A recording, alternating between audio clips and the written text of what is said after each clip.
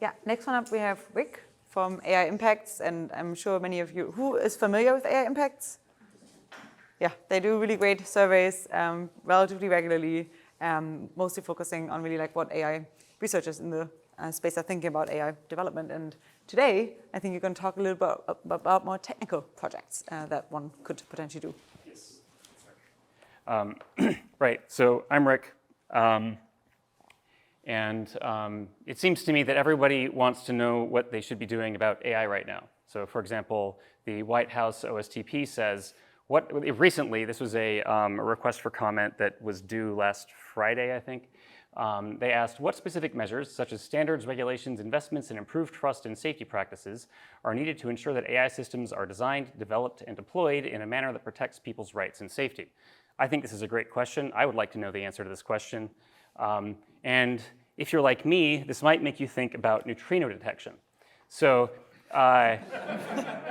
in my past life as a physicist, I worked on, I was working in the nuclear theory group at Los Alamos National Laboratory, and we were trying to figure out how to make smaller neutrino detectors, and we sort of knew this had applications in anti-proliferation work. And the basic problem is that neutrino detectors are enormous. And so this one on the right, I don't know if you can see, this is a person, and that one's called the micro-boon detector because it's much smaller than the other boon detectors. And so working on this, and then one day I was sitting at lunch with my friend, and these two guys walked in to the cafe where we were. One of them was wearing a National Nuclear Security Administration badge. The other was wearing an Army uniform. And they started chatting with us and asking what we were doing. We told them about the neutrino detection stuff. And then one of them, I think it was the Army guy, got very serious. And he looks at us and he says, if you can build a man-portable neutrino detector, the government will buy it from you and you will never have to work again. And the reason is because this is actually like really, really, really useful for anti-proliferation work. So like, there's this whole thing where we want people to do like safe stuff with the reactors and not do like dangerous stuff or like plutonium making stuff with the reactors. And if you have a good enough neutrino signal from the reactor, you can tell if they're doing what they claim they're doing or not. And so then fast forward 15-ish years, and as I was making this talk, I decided to find out what the state of this was. And the answer is that they made a much smaller one. This is sitting on top of a lab table. These are photomultiplier tubes. I don't know if that gives anybody a sense of scale. You know, these are like probably BNC cables or something. And they've gotten a lot smaller, but this still doesn't solve the problem. And as far as I know, neutrino detection is still just not a part of making sure people aren't making plutonium. And so where I'm going with this, I know this is a big aside, but like where I'm going with this is that there were like basically no marginal gains from this. Like this isn't a problem where if you make a little progress on the technical problem, you make some progress on the governance problem. And so here's some other examples of things that have varying levels of this, is that I think there's a kind of a minimum level for looking at seismic signals and telling if someone just tested a nuclear weapon before it has any use for governance at all. And it turns out that problem was just kind of easy, actually. And although if they'd solved it sooner, then maybe we'd have a lot fewer nukes in the world. That might be nice. It didn't happen. To my mind, the COVID-19 tests were maybe a kind of positive example where like we got, I mean, these rapid tests are kind of like dinky things as technologies go, but man, they sure helped, right? Like a lot of our lives got a lot easier once we could demonstrate to someone that we probably don't have COVID right now.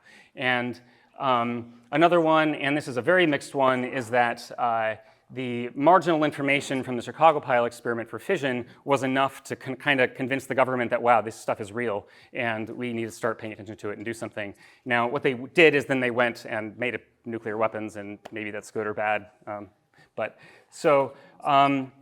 So the question I'm trying to get at here for AI stuff is, where are the marginal gains? So like, which problems that you're working on, or we're all working on, or we all think someone should be working on, give us some amount of governance gain for like some relatively small amount of technical gain on the problem.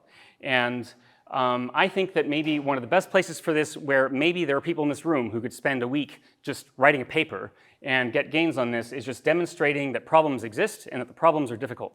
So you might have seen the boat thing. Like, who here has seen the boat thing? Where, right, okay, so there's the thing, it's just like specification gaming, right? So like they were trying to train a boat to do boat racing, and it just found a really easy loophole, and which is to go in circles and keep hitting waypoints, I think. And, but my impression is that for a lot of people, this is just really helpful. When you're trying to convince someone who's not already in our world that this isn't a trivial problem, you can point to the boat thing, and it like very quickly gets at part of the problem. Another one is unsuccessful attempts at solutions. So showing that it's hard, that like all the easy things you think of for solving alignment or fixing other problems in AI they resist easy solutions. Another one is the difficulty of predicting capabilities. One reason why you might be concerned about AI is because it's like not totally clear what the next generation of large language models is going to be able to do, and maybe it's something bad, maybe it's something great, I don't know.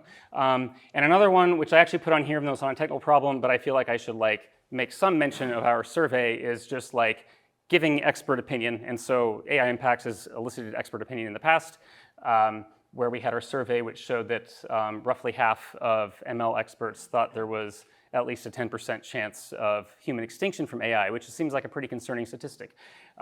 So giving your opinion, is great. And one other one, and I'm not sure why this slide is so sparse, considering it's maybe, I don't know, maybe the most important thing I'm saying, but like, is that we need to figure out how to discriminate dangerous stuff from safe stuff. And fully solving this problem is hard. Fully solving it so that we can go like get great stuff out of AI without like creating lots of risk from AI is really hard, but it's pretty good if you're going to say like, hey, look, we did this thing, and then it like, try to deceive TaskRabbits into doing whatever. Like, it seems like we don't know how to make this safe yet. And so just showing that something is dangerous is great. Showing that something is safe is great, although it's a lot harder to like definitively show that some particular kind of research activity is safe. And so another one would be capability predictions. If you have any kind of like really good insight into what the next thing is going to be able to do, this can be really helpful for policy concerns because we can think a little bit farther ahead. And I believe, oh yeah, a quick note of caution is if you don't specify things quite right, you might wind up with like I'm actually not sure with the neutrino thing. Okay, I'm not quite sure with the neutrino thing whether that was like the researchers didn't quite realize that they needed one that will work for nuclear reactors or not, but that can't get a good signal for a nuclear reactor.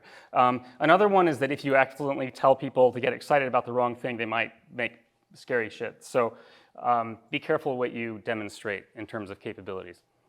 All right, so we need more consensus on what's going on and showing that there are problems and that they're hard. And we need to be able to tell safety apart from danger. And, but the big one is that many of these things benefit a lot from small improvements.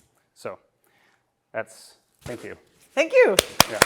Wait, this change? Oh, let's stay on this one. We have time for a question or two. Well, maybe Richard could also already come up to get mic'd up. Okay. Question. Yes, over there, sorry.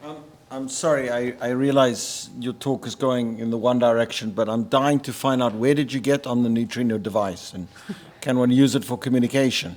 Oh yeah, you know what? I used to tell people that the way we should save the world is by making a neutrino radio, because if they work, then you can probably talk to aliens, because that's probably what they use, then we'll ask them how to solve our problems.